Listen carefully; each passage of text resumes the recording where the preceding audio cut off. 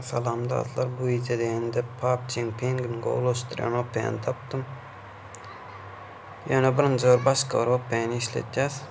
Google'a girip Long OP'ni yapacağız. Objede APK Pure diyen saytta ansadal bolyoda. Beylek saytlardan kıyın yerden alınyanı tapmak zat etmek.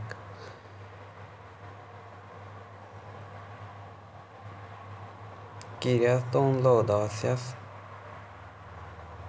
Men ayağımız kaçad ettim. Şunun için teyze çıkıya verdi. Sizinki de çıkmasa şu aşağıda X vardır. Şunu alsan görkez ya.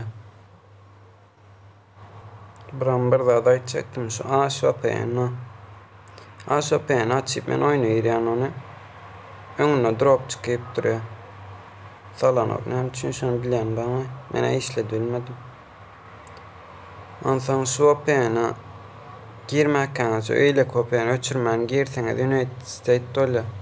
Yurt aslı çıkan OP'ni giriyen o şeyle öyle.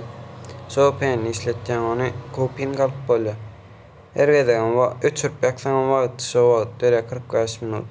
Vapşe öçürüp yakacakka deyseniz aşağıda reklamı verip 1 saat köpüldük böyle. Eyle ki Germanya ile Fransa'nın normal pink görüyen edil United States yağlak değil. Buram neme diyecektim, outline'ın kodunu tapsanız yok mu? Onun şolum mundanam goveri.